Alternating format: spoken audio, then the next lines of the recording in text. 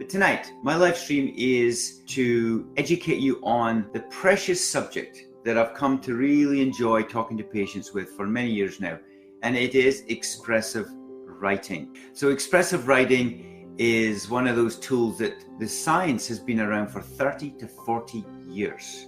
That's right, a long time. And the science shows that there's up to 10 to 15 health benefits from expressive writing. The leader in the world on this subject is Dr. Jamie Pennybaker, and he's been on my podcast show, and we've talked about this on one occasion, and I've read one of his books. I've literally went through one of his workbooks called Writing to Heal, and it was very informative and is the basis of this live stream right now, as well as my experience with patients.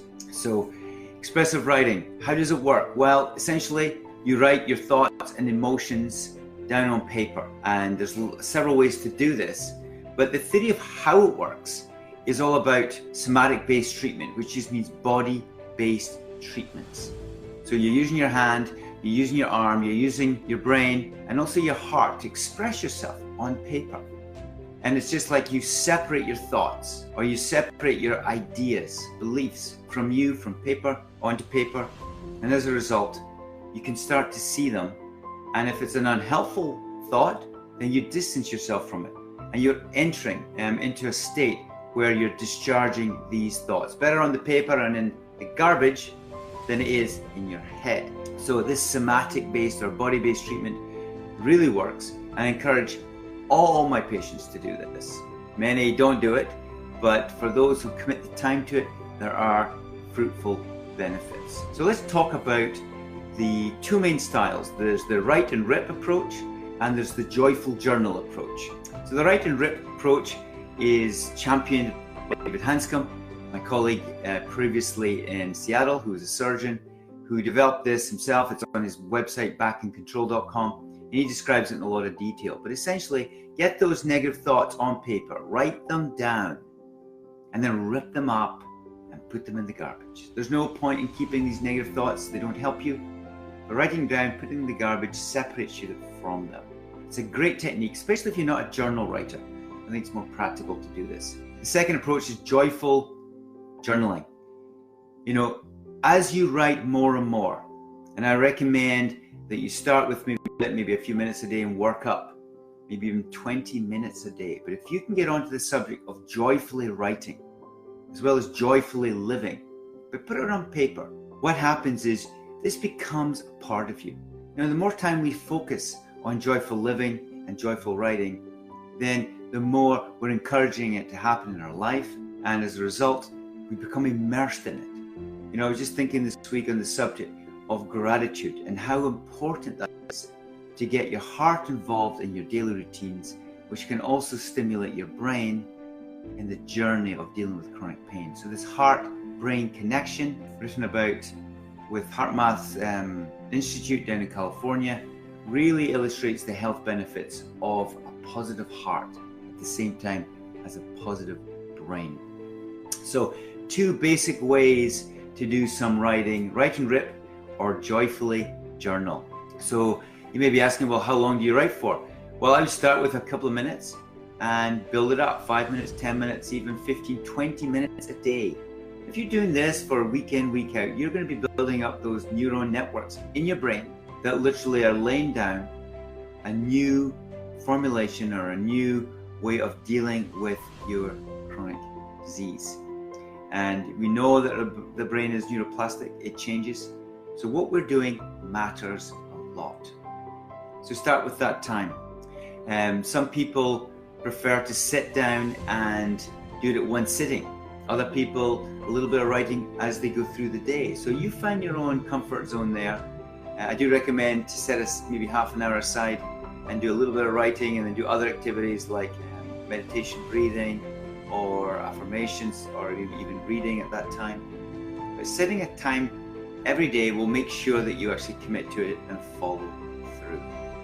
There are people who are just too busy, no time to write. I think of busy moms with young kids or young babies, or people in the office who are just go, go, go, they never stop. If you have a post-it pad near you, Just write a few words down periodically as you go through your day, dealing with those negative emotions, those irritations, those frustrations. Get them down on paper, write them down, rip them up, put it in the garbage, and move on. Another useful time to do this is if you're one of those people who struggle to sleep. If you're up in the middle of the night, can't sleep, get the pad of paper out and start writing. It will calm your brain and your mind, and therefore help induce some sleep later on.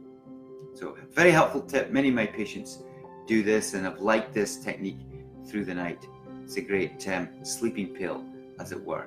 Now, some of you may be thinking, well, I've been doing writing for a few months or a few years, decades sometimes, and a few tips for you. One is to use your other hand. So if you're dominant with your left hand, use your right hand. And don't worry, it's not about legibility, it's not about grammar. It's about getting the expression of thoughts and feelings on paper and then putting it away. Another technique is close your eyes. Be blind.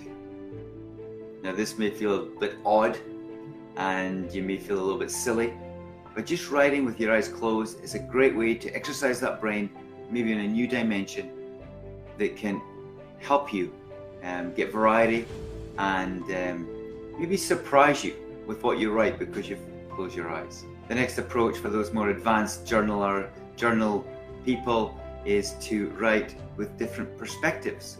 So one could be, say you're a 45-year-old person, you could write as a teenager, write as a 30-year-old, write as your current self at your own age, say 45 or so, or as an older person, maybe 70, 80 years old. So if you write from different age groups, perspectives, you'll see that the writing on, say, a subject matter, something maybe deep to your heart that's troublesome, you get different perspective on it, and therefore it will help liberate you from that constricted viewpoint. The final one is, think of 4 people in your life. Maybe it's a parent, a grandparent, maybe a daughter or a son, maybe a friend, and write from their perspectives on a subject matter.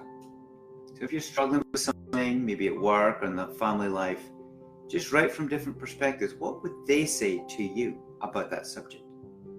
And what happens then is that your brain gets a workout, you're challenging it, and also you'll probably get some inspiration or insights to maybe deal with it, and therefore very helpful when you're writing things down. And on that subject of different perspectives, one style that Jamie Pennybaker writes about is pick one subject and write the same thing every day for 4 days.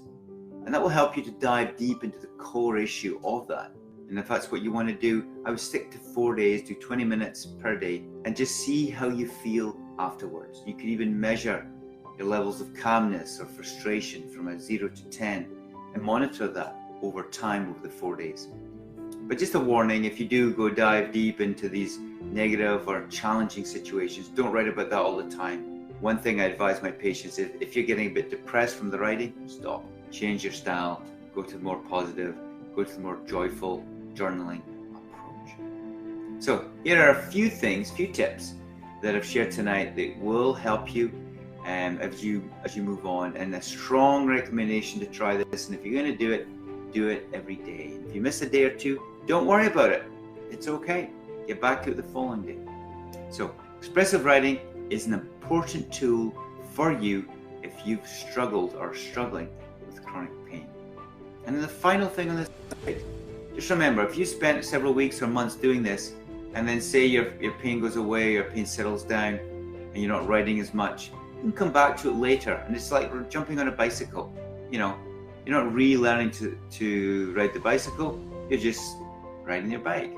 So with writing, same thing again, the neural network's being laid down, and you literally take off where you left off. So don't worry about that, don't be negative about yourself, just get back into the writing mode.